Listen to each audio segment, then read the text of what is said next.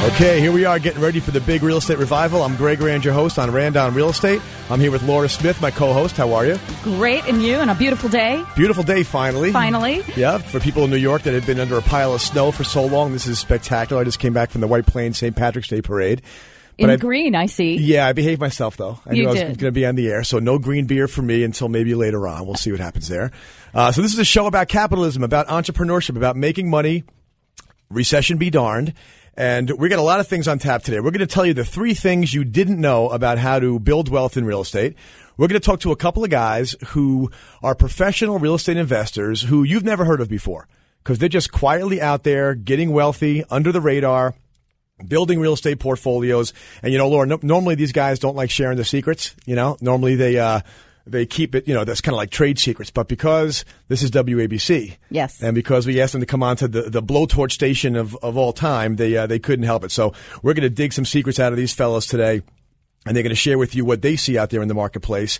And I'm going to share some things about some things you want to avoid. You know, one of the things that I know that I'm in danger of when I go on the radio, go on TV, I wrote a book, as you know, Crash Boom. Congratulations. Yes. Yeah, I'm psyched. You know what? Crash Boom is just out, and they're out of it at Amazon already. You're kidding. Yeah. I don't know how many they got. They got a supply to start them off, and they sold them out already. And the local bookstores near me were also out. So I think something's going on out there. It must be the WABC listeners. That's got to be it, no doubt about it. And I think the timing, this is the only real estate book that is actually copyrighted 2011 right now that's on the shelves.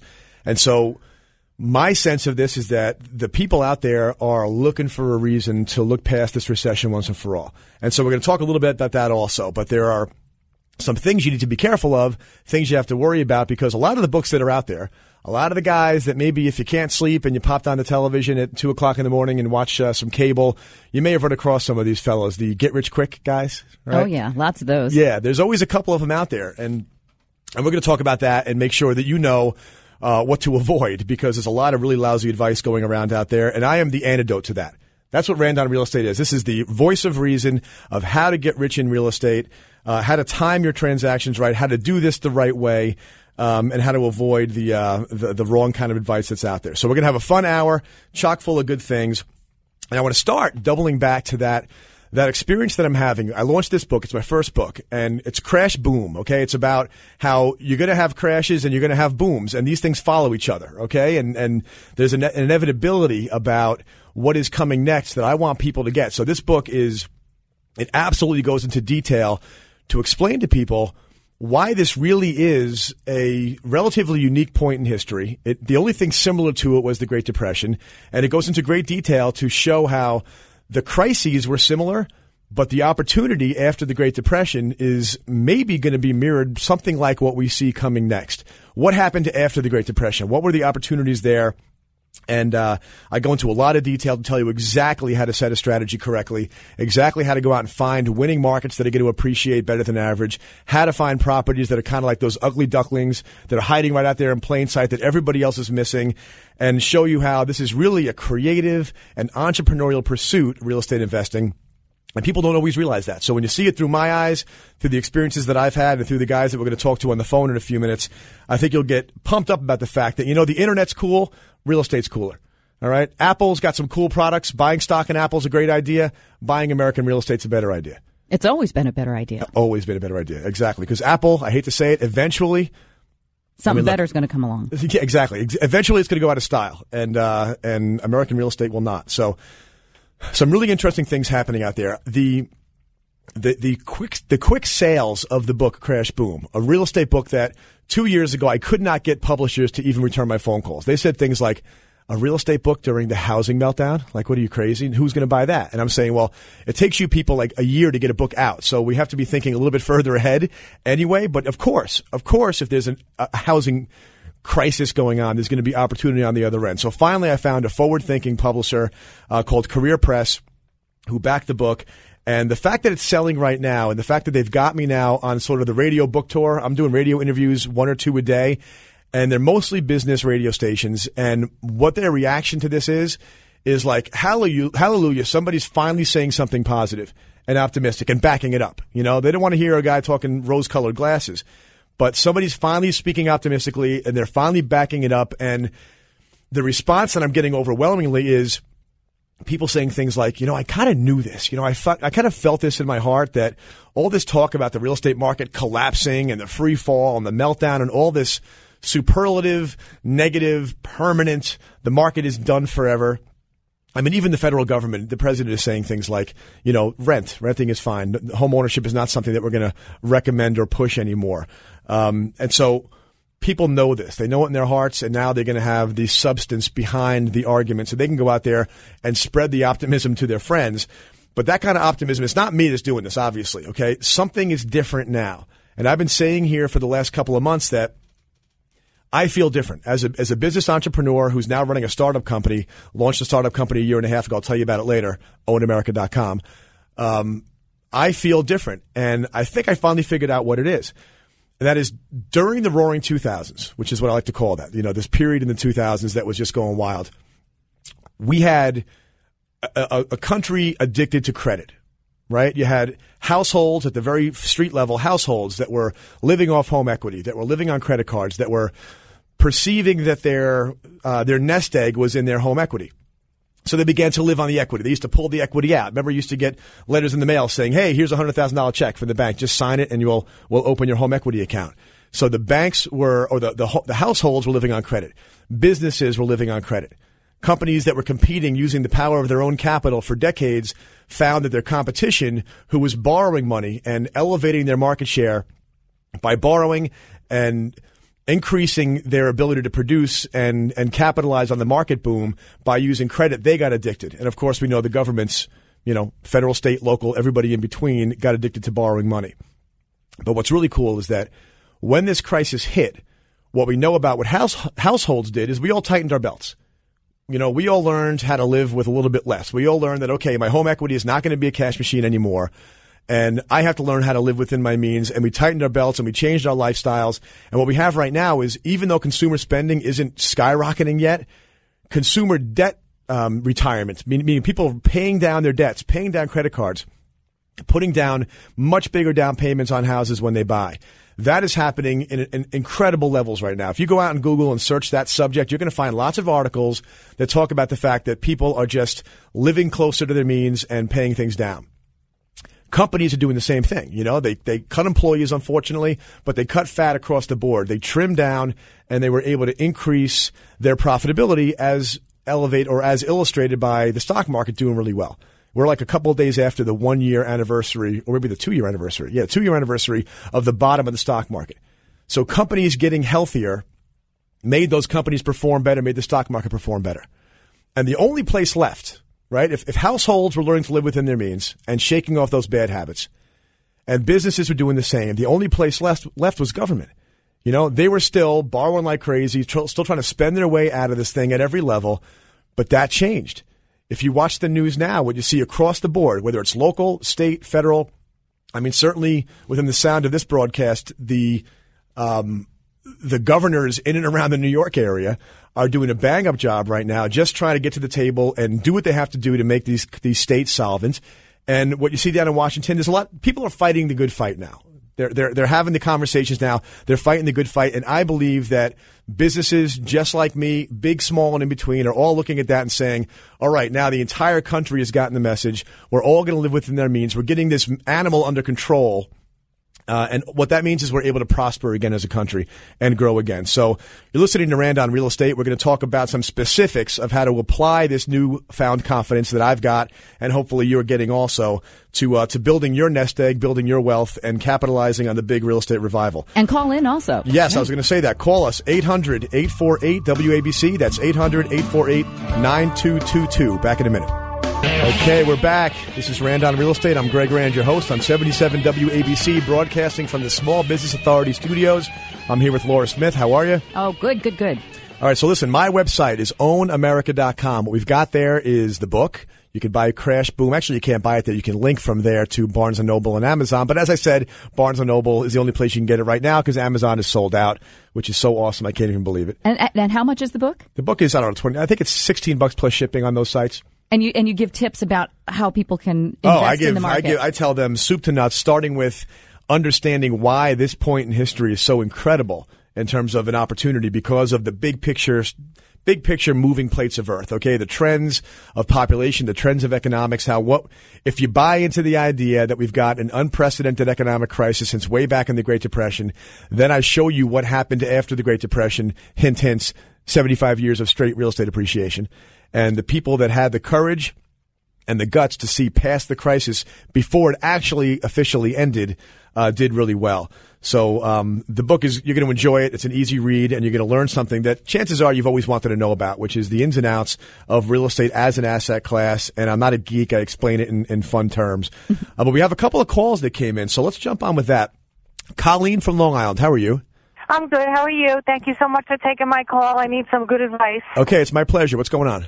About 5 years ago, I think it was around 2005, October, my husband and I purchased a second home in the same town that we presently live in. Okay. And we paid $630,000 for this house. Our intentions were to move into it eventually because it was a ranch and we're older and my husband has bad knees.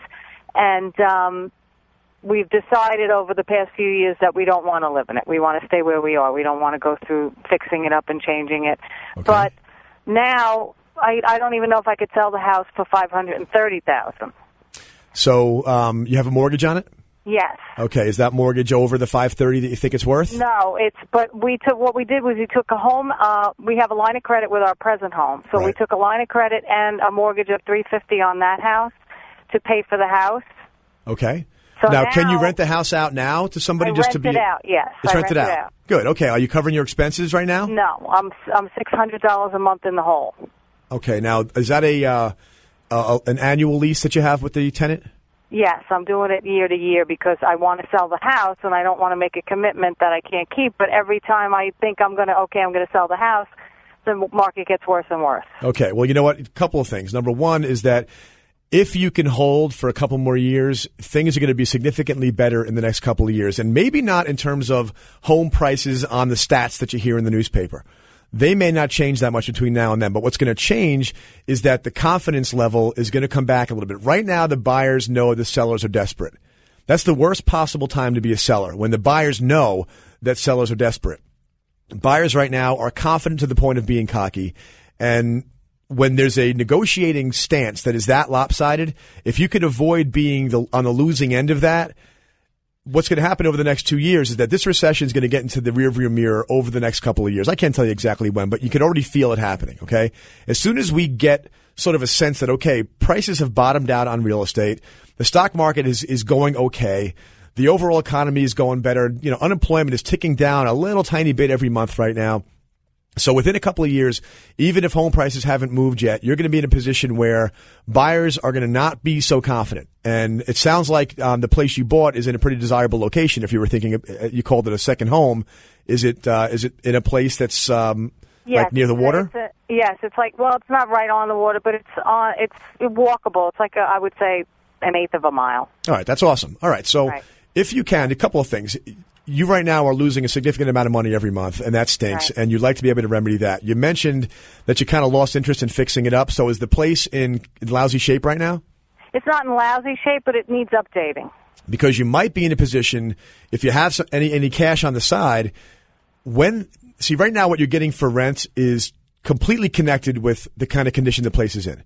So if you decided to go out there and look and say, okay, if we had, let's say $10,000, if we had $10,000 to invest, what would be the smartest way to invest that money where we could then, when the lease is renewed, we can take that $600 a month gap and squeeze it down to maybe $250 a month or $300 a month just to make that negative cash flow a little bit more manageable.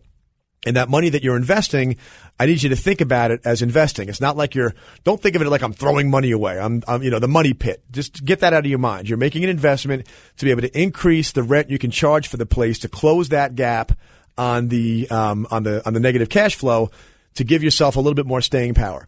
Because literally 2 years from now, 1 year from now is better than today. 2 years from now is better than that. And if you can hang on for 3 or 4, you're going to find that you'll be in a position, because of the location of what you bought, probably to get the buyers maybe fighting over it again. It is not unusual, even today, for places that have something special like a phenomenal location to get those buyers, if they're hot on it, to chase the property. So anything you can do to give yourself staying power now, that's the point. What do you think the interest rates will be, though, then? On the more, I think interest rates are going to stay someplace in the 6s. If they stay below 7, I'm not worried about that. We've all gotten addicted to this idea of like 4.5%. That's ludicrous. Okay. That's another one of those never should have happened things. Just like 15% annual increases in home prices that we had back in 2004 never should have happened. 4.5% mortgage rates aren't realistic.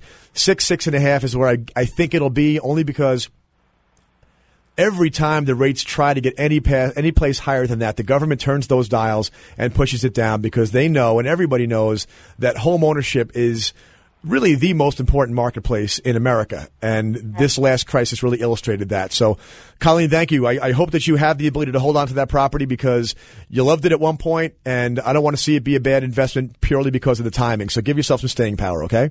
Mm-hmm. Greatly appreciate your advice, because I respect you a lot, and it makes my stomach turn a little less. Okay, good. So buy the book, and it'll give you some more confidence that your timing, if you can give yourself a little time, you'll be in good shape. Thank you, Colleen. Okay, we have another call from Queens. Hey, John, how you doing? How you doing? It's a couple of questions. I've been always interested in the real estate market and all that. I was actually in mortgages for a while, and during the boom, and of course, we weren't one of those banks that gave out those nasty loans, but we ended up still closing. But my question is this: how do you get into the real estate market now? In the sense of, this is a good time, but it's a bad time because you can't get loans easily, and my credit right now is shot because of the income situation I'm in. What's the future? How do you get into this market? All right. First thing I want you to do is have a very long-term view on this thing. Look at this as a 15-year play that you want to make. You want to ride this wave all the way out to the next crest, and so give at least a 10-year view, maybe a 15-year view. And the reason is there's no such thing as bad credit, no money down real estate investing. Okay, right. I made a reference in the first segment about how there's a bunch of clowns on TV trying to sell you a program like that. And I've owned all of them. Yeah, and you know what? And they're also the same kind of people are trying to sell you the ab cruncher that gives you 6-pack abs with 1 minute a day, or put this cream on your face and you'll erase years off your life, all right? Doesn't work. Neither does no money down, no credit in investing. So the truth is that what you want to do is, again, give yourself a couple of years and concentrate over the next couple of years on repairing the credit and socking the money away, because banks have long memories, and they're not going to forget about their mistake of giving down low down payment investment loans. That was the craziest thing they ever did. Investors, you have to put down 25% or 30%. It's always been that way, and the banks always knew that, because they know that if you can only pay one mortgage, you're going to pay the one that you live in because you live in it, and you're going to forego the one that you're making as an investment. And so they need to have buyers have skin in the game. They know that. They're not likely to forget about that again for the next 50 years, given the agony they're going through right now. So shake off that idea of being able to, anybody that would extend your credit if your credit is damaged right now is going to be giving you a short-term, high-interest, and probably a fairly risky loan, which means that you have to refinance it again within the next 5 years, and that puts you over a barrel. So take your time, John. Get the coffee can, put $10 in it, do it every day, save money, and put yourself in a position to be able to do it right with a healthy down payment in a few years. What about these lease option to buy, that kind of thing? Because I've seen those in the papers, like in Pennsylvania and places like that. All right, you know what? I'm glad you asked that. I'm going to jump after the break and talk about that lease option stuff, because that's one of those third rail, sounds really good, too good to be true, 6-minute abs nonsense that I would also avoid. So thank you for the call, John.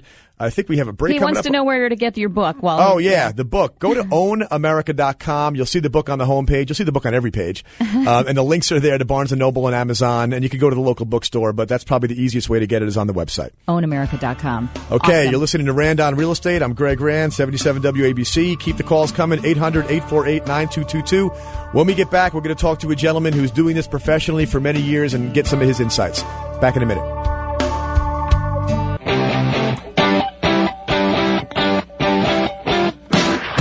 Okay, welcome back to Rand on Real Estate. This is Greg Rand, your host on 77 WABC, broadcasting from the Small Business Authority studio. And we've got a lot of calls holding. I want you to hang on. We're going to try to get to everybody. But first, I want to talk to my buddy Joe Cavello from Liberty Real Estate. Hey, Joe, you on the air? Yes, Greg. How are you? I'm doing great, man. Hey, thank you so much for holding and being ready to share some of your trade secrets with the... Not a problem. Another amazing show. Yeah, I appreciate that. So, Joe, tell us a bit about yourself. Well, I'll give a little setup, okay? You've been a real estate broker for how many years?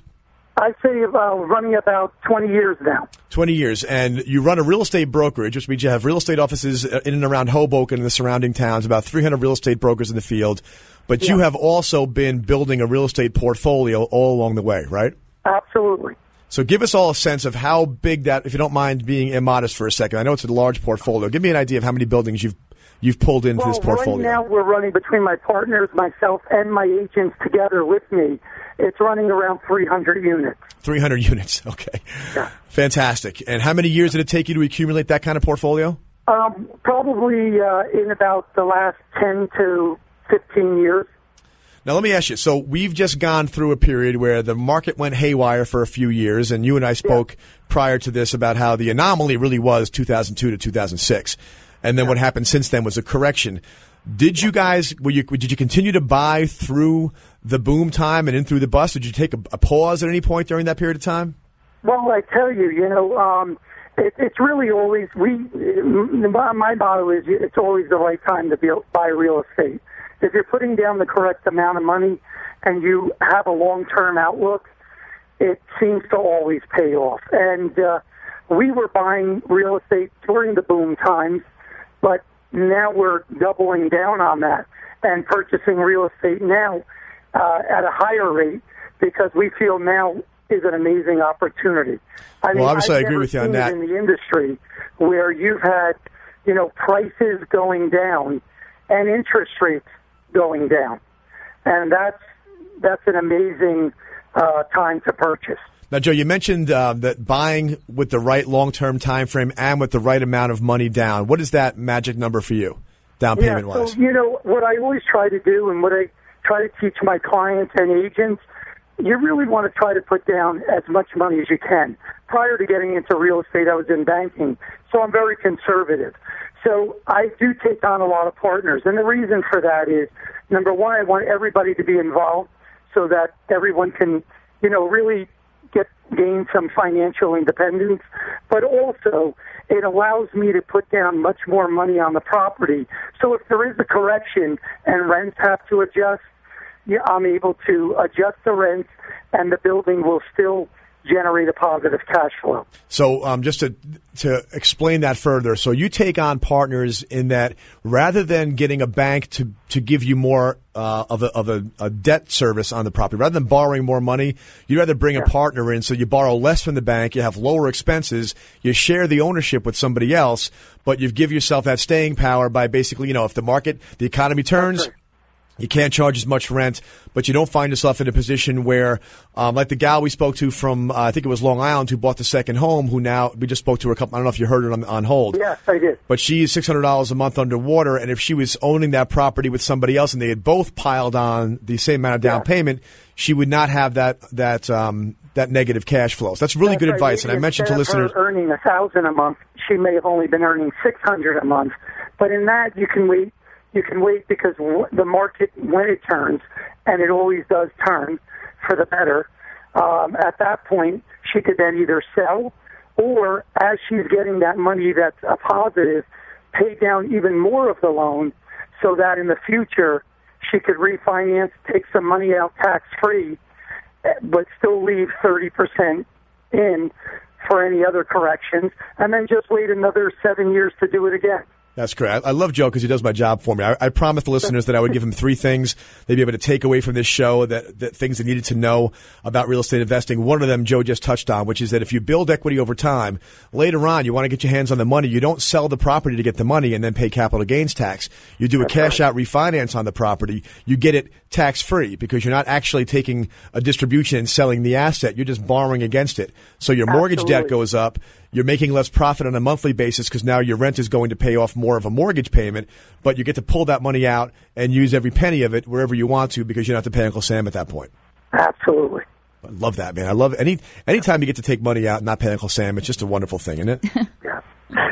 All right. So, Joe, one more thing I want to ask you about. Do you get involved with, as you advise your clients, do they use these things as specific for retirement planning, college planning, things like that? Yes, what we'll try to do is people will come in and, we recommend multifamilies. The more units you can actually afford to buy, it helps spread the risk a little bit. So, if you do have a vacant apartment, you may have 8 other ones helping you pay for that. rather than having one vacant apartment in a single family, and then you're really in trouble. So what we like to do is when a person wants to do it as condos, sometimes they'll sell off enough just to get the units done so that they're now clear and free on 4 units. They could either refinance those 4 and take that money out tax-free to buy another building, or do a 1031 to buy another building, or just leave that money in because you may have young kids that you need to go to college someday. So you let those funds come in, you put the money aside that you're getting, you have all these great write-offs, and you may sell one just to get them through college when the time comes. Right, but you got nothing but options at that point. If the earlier you start, the better off you are. Listen, Joe Cavello, this has been great. Thank you so much for being on the show. You are libertyrealty.com, is that right? Absolutely. Check out libertyrealty.com. You're doing a great job out there putting out a positive message. Not many people are out there doing that, and I really appreciate it and look forward to reading the book. Awesome. Thanks a lot, Joe. Have a great weekend. Okay, this is Randon Real Estate. 77 WABC. We have one more break before the end of the show, so stay with us. If you're on hold, we're going to get to you as soon as we get back from the break, and we have one more professional investor to get him to share some of his secrets with us. So stay tuned. All right, welcome back to Randon Real Estate. This is Greg Rand, your host on 77 WABC and WABCRadio.com. My website is ownamerica.com. My book is called Crash Boom. Go and get it. It's going to change your life. I'm not overpromising there, am I? I don't think so. If you buy one piece of real estate as a result of that book, it will change your life. You're going to have to wait for the change, maybe 10 years, but it'll be a wonderful day when you wind up taking that money out. Let me get to one last call before we go to our final expert. Barry from Long Island. How are you, Barry? I'm doing great. How about yourself? I'm doing great, too. Thank you for holding on. What do you have in mind? Well, I sold my house 2 years ago, and I have money. And what I've been doing with it is buying real estate out of state and selling it. My brother's a realtor. We bought it at auction, and we're selling it. But I've not really made much money. I made $8,000 on 2, and I'm just about to make $5,000 on another. And I have a high rent, so I'm not really sure what the right thing to do with my money is. Well, let me ask you a question. Where out of state have you been buying? In Colorado. In Colorado. Now, you asked a couple of good questions. One of them is that when you go out of state, being around New York, the prices here are pretty darn high, about as high as they get. And so it isn't as easy, to come up with a down payment to buy property here because it takes a lot to put a healthy down payment down on expensive real estate. And the rents don't always keep up with the prices. They're getting closer now that the prices have been coming down. But if you look around, you see places like Florida where the migration patterns are driving millions of people down there. For the retirement and so forth, and there's jobs going down there. The Carolinas, Texas, Colorado. There are places that are growing faster than New York, and the price points are lower. But of course, what that means is that you have to hire somebody to manage your property if you're going to hold it. And that sounds like the kind of the decision point that you're at. You've been buying and flipping. Yes, and now I'm looking at buying and holding. And what that means is that you have to factor in something around 4 or 5% of your rent is going to go towards paying a property manager. And actually, I thought it was higher than that. It depends on where you are, but try to sharpen your pencil on that and find people that are going to handle the leasing for you, so they get a commission on the leasing, which is in their some money in their pocket, and try to get somebody reliable. Check their references because you're going to be out of state. You need somebody who's going to treat this thing like an important piece of real estate that they're going to keep their eye on. But the bottom line is that you said something really important. I mentioned at the beginning of the show. I'm going to teach people 3 things today. One of them that I've touched on a few times is that you don't get rich buying and flipping. You make a score here, you make a score there, but all it takes, if you make an $8,000 on this and $12,000 on that, all it takes is to buy a property and find out you didn't notice the roof was damaged or the boiler was screwed up, to have all that stuff go sideways. And all of a sudden now you might do 3 or 4 good deals in a row and amass $20,000 or $30,000 or $40,000 in profits along the way, and then make one mistake and give it all back, or even worse, make one mistake and wind up stuck with a property you can't unload. So it doesn't take as much energy to buy and hold, which is a plus. But going out of state is okay if you don't mind going there now and then to check it out.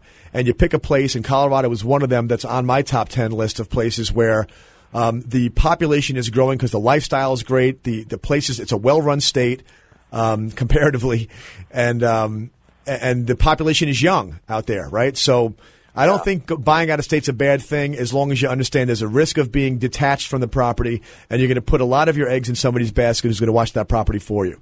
So, Barry, thank you very much. Out there. What was that? I'm sorry, I got to jump because we're going down to the bottom of the hour here. Thank you very much for the call. If you want to email me, come to ownamerica.com and shoot me an email. We can talk some more. Let me jump over to my second expert here who's going to teach us some things about his strategy, Pete Berman of the Ruby Group. How you doing, Pete? Good, Greg. Good to talk to you today. Same here, and thank you for holding through half the show here. I appreciate it. So, Pete, you do business up in the suburbs north of New York, but also in other places, right? Absolutely. We do quite a reach depending on if it's ownership or just construction and development. Okay, so you guys buy to hold, you build, you do all kinds of things. Tell me what you're doing right now. What about this opportunity today? I know you guys are on the move. How come? Today's the opportunity to buy to build wealth. You know, like the other caller said, we do some flipping off of auctions, and that's a great way to earn a day's pay. But if you want to build wealth in real estate, like I've heard you say in the past, it's really through ownership. It's through appreciation and using cash flow to pay down the principal balance on the loan, the mortgage, and increase your ownership percentage. Right now, we see the great opportunities to buy, obviously here in the New York metro area because of the large job base, which is starting to return. We're even starting to look in Florida, which is a market we never entered before. And it's really because the strategy that drives us towards that area is when everybody else is looking away is when we want to look. Right. Now, it's interesting. Florida, you mentioned Florida. The third thing that I said people were going to learn today is that what's happening today in the hardest hit markets, and I know you know this, Pete, the hardest hit markets around the country, which were Florida, Arizona, Nevada, California, and the fifth one is Michigan, but they're getting slammed for totally different reasons related to the auto industry. But those other four did overdevelopment, overspeculation, bad lending practices. They're in a firestorm of foreclosures right now. And it turns out that in those markets, the reports coming in for the fourth quarter and the first quarter are that half of the deals being done in some of those towns are all cash buyers. So you represent sort of the front edge of the spear of people that, you know, consumer confidence is going to follow investor confidence because consumers are trying to find a reason to not be afraid anymore. Investors are trying to find a reason to make a fortune or find an opportunity to make a fortune. So you're in that camp right now. You see Florida as a place you guys are going down and making aggressive offers? Absolutely. We're also looking locally. You know, we look wherever everybody else doesn't want to be. We look for things that are value added. So our value added skills drive towards development, construction, and marketing. So we want properties that are in terrible condition. Right. Properties that maybe have some sort of zoning issue and it bogged down somebody else. And we do a lot of those deals by combining our skill set with the available capital. So we work with, you know, quite a number of individuals who have money and want to invest in real estate, but maybe they don't have the time because of their work schedule to commit to being a landlord. Or maybe they don't have those skills or they're concerned about the commitment. So we work with them where they just make a passive investment. You know, they look at all the fundamentals. They have all the financial benefits of ownership, including depreciation, appreciation, and cash flow, but they don't have the commitment and the obligation. So that's interesting. So people, I'm glad you mentioned this because a lot of people say, okay, Greg, love it. I want to invest in real estate, but I don't want to be a landlord. And that always cracks me up because, you know, I use the old analogy, Laura gets sick of hearing it, of, you know, imagine somebody opens a restaurant and then they tell you that they can't stand people who won't cook for themselves. It's like, well, what do you know, you're in the wrong business. So if you don't want to be a landlord, but you present an opportunity for investors who don't want to be a landlord, who want to put their money in the hands of somebody who knows how to handle this stuff, and particularly because you know how to buy dilapidated pieces of junk that nobody wants, fix them up very efficiently with your own staff, and then market them quickly to either get them back in the market or get them leased out. Absolutely. You know, and Greg, to the people that say that they don't want to be a landlord, the question is always, what investment do you make that you don't have to do anything and you still make money? People go, well, when you buy a stock. You go, right. And from 2000 to 2010, every dollar you invested in the stock market was worth $1. Right. For every dollar you invested in real estate in 2000, in 2010, residential real estate across the country, you were up 35%. Wow. 35%. You're right, yeah. People forget how to compare those two things. So it's the worst possible economy for real estate was ending in 2010, and you still made an annualized return of 3.5%. Yeah, that's beautiful. So those numbers are fantastic. Listen, I got to cut because we're going to a hard break at the end of the show here. Peter, we're going to have you back again to put more time into this because you've got a wealth of knowledge. Your website is rubygrp.com, correct? Yep. Thanks a lot, Greg. rubygrp.com. I appreciate it very much. Great information from Pete. Do I have time to take one more call? If you can do a drive-by in 30 seconds for Sherry. Sherry from Brooklyn. You've been hanging on. How you doing, Sherry? Good, thank you. So you have $200,000 to invest, and you want to know what the best way to use that money is. Right. I'm thinking about using it in Florida, but I don't know if to go with an area like Boca Raton, which is very upscale area, and buy one property and rent it out, because I'm also looking at it as a retirement plan. Okay, listen, I'm getting the evil eye over here from Laura. You know what? You should send me an email. Go to ownamerica.com, because I don't want to give you a hasty answer. The good news is having $200,000 and having your eye on Florida means you are in a great position right now to be able to make a really good play. But I would like to not have to give you drive-by advice and actually give you some solid advice. But bottom line is you're coming into this thing at the right time with a healthy amount of capital, and you have your eye on the right market. So a lot of good things going in your direction right now, Sherry. So please go to ownamerica.com, find my email address there, shoot me a note, and we'll talk offline. All right. Thank you very much. Sorry about dragging this one right to the very edge there, Laura. I want you. I know you can do it, but you're so generous with your advice that I knew it would. We'd get right in the news. But anyway, so ownamerica.com. Ownamerica.com. You can own a piece of America. It's the best investment ever invented. And my website. Oh, you already saw that. My book is Crash Boom. Get on there. We have free training programs on there for investors. We have training programs for real estate professionals who want to specialize in this. Thank you, Laura, so much for your help today. Well,